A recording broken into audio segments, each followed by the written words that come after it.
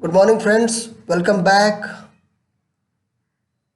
Here is the second part of Bills of Exchange, in which we are again going to discuss some other different terms which we will use in this chapter, and we are going to see the different ways a bill can be treated by the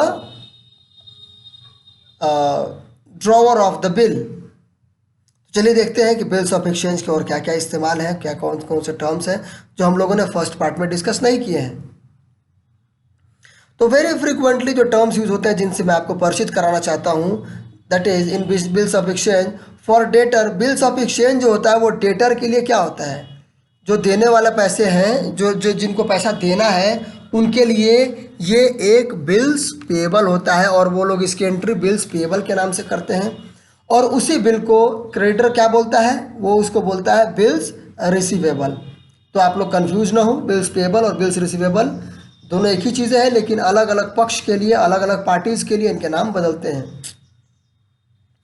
example में देखते हैं, अगर मोहन ने सोहन को माल बेचा है, मतलब सोहन को पेमेंट करना है मोहन को, तो मोहन के लिए ये क्या हो गया, ये same bill of exchange Mohan के लिए बिल्स रिसीवेबल है, जबकि सोहन के लिए ये बिल्स पेएबल है। आगे चलते हैं। एक टर्म आएगा आपको बार बार, मैच्योरिटी ऑफ बिल। बिल लिख दिया, बिल की डेट जिस पर मुझे बिल का भुगतान लेना है।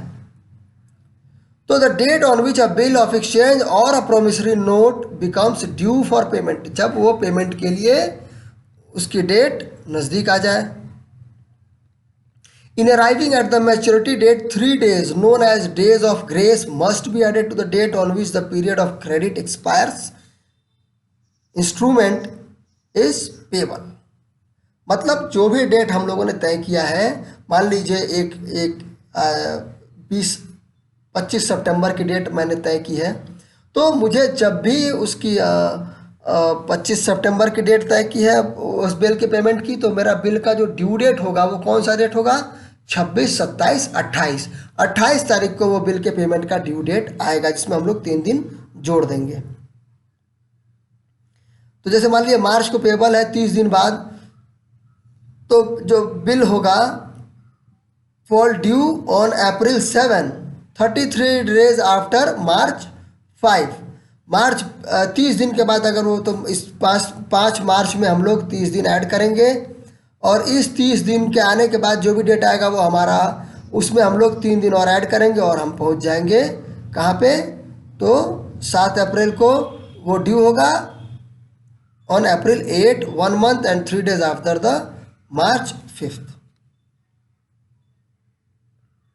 If the date of maturity is, देखिए यहाँ पे कुछ कंडीशंस हैं जहाँ पे डेट ऑफ मैच्योरिटी कभी आगे कभी पीछे की जाती है। अगर वो कोई पब्लिक हॉलीडे पड़ जा रहा है, मतलब non holiday, the instrument will become due on preceding business day, the April 7 will be the maturity date. एक दिन पहले ही उसको हम लोग क्या कर लेंगे, उसका ड्यू डेट मान लेंगे। अगर कोई छुट्टी पड़ती है उस दिन, तो हम लोग उसको क्या मान लेंगे, 8 की बजाय 7 अप्रैल को ही उसको ड्यू कर देंगे।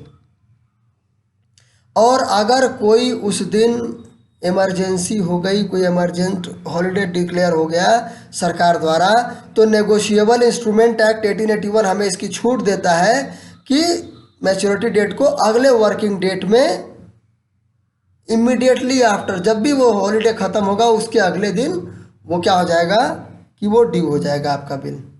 ठीक है, तो मैच्योरिटी के साथ ये 2 कंडीशंस हैं। एक एग्जांपल भी लिया है, government declare holiday on 8 April which happen to be the day on which a bill of exchange drawn by Gupta upon Verma for 20,000 become due for payment. Since April due has been declared a holiday under the Negotiable Instrument Act, therefore April 9 will be the date of maturity of the bill. अगर emergent holiday है, अनजाने में अचानक से वो holiday से वो किया गया है, तो नेगोशिएबल इंस्ट्रूमेंट एक्ट के अनुसार हम एक दिन आगे कर देंगे उसकी पेमेंट को। एक दिन आगे नहीं करेंगे, वो हॉलीडे के एंड तक उसको आगे करेंगे। अगर ये हॉलीडे 2 दिन का होगा तो 2 दिन आगे करेंगे, 3 दिन का होगा तो 3 दिन आगे करेंगे।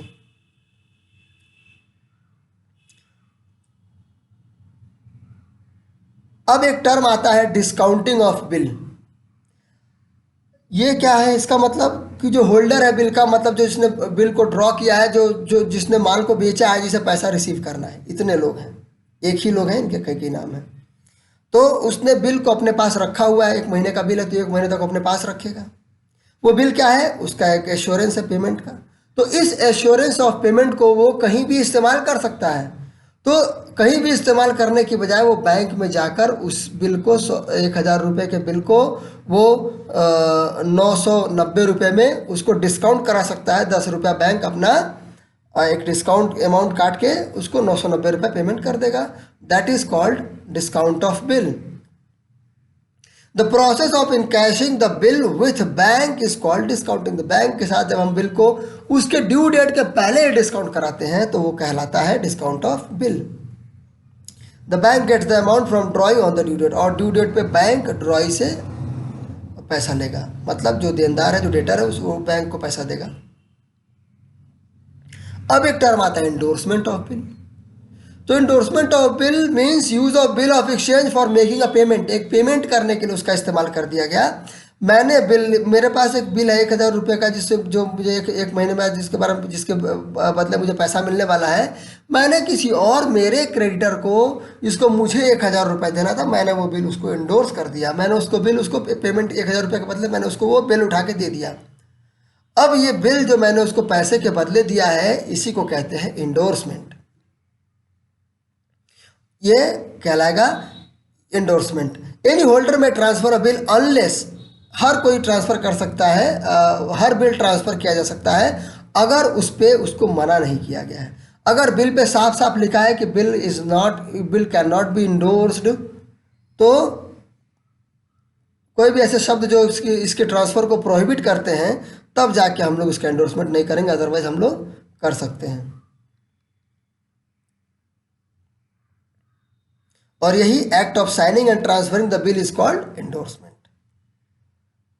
Treatment of bill bye it's receiver. एक उसका जो रिसीवर है वो बिल का क्या इलाज कर सकता है। Bill can be treated in 4 different ways bye it's receiver. जो पैसा जिसको मिलना है, जिसके पास बिल है, वो उसका 4 तरीके से इस्तेमाल कर सकता है। He can retain it till the maturity. वो उस बिल को अपने पास मैच्योरिटी तक रख सकता है। उस रखने में वो 2 काम कर सकता है। एक काम है कि get it collected on the date of maturity directly, वो डायरेक्टली कलेक्ट कर सकता है, या फिर वो अपने बैंक में उसको जमा कर देगा और उसका बैंक का उसको कलेक्ट करके उसके अकाउंट में डाल देगा। ठीक है, 2 रास्ते ये हो गए। तीसरा ट्रीटमेंट कि वो उस बिल को डिस्काउंट करा लेगा बैंक से। और चौथा, इसके बारे में अभी हम लोगों ने जस्ट पढ़ा, कि उसको इंडोर्स कर देगा किसी और को। तो फिर बिल से पैसा लेने का अधिकार किसका हो जाएगा? उस क्रेडिटर का हो जाएगा जिसको वो बिल इंडोर्स किया गया है। तो ये कुछ ऐसे टर्म्स हैं जो आपको मैंने बताए। पूरा यकीन है मुझे कि आपको मेरे बताई गई सारी चीज़ें समझ में आई होंगी।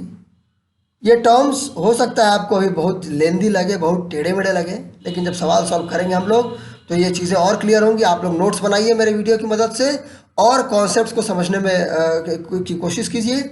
और अगली वीडियो तक दोस्तों, जय Hind and all the best. Video को शेयर कीजिए, लाइक कीजिए, और अगर अभी सब्सक्राइब नहीं किया अभी तक आपने तो उसको प्लीज़ सब्सक्राइब कीजिए, बेल आइकन दबाइए। So guys, thanks for the your participation.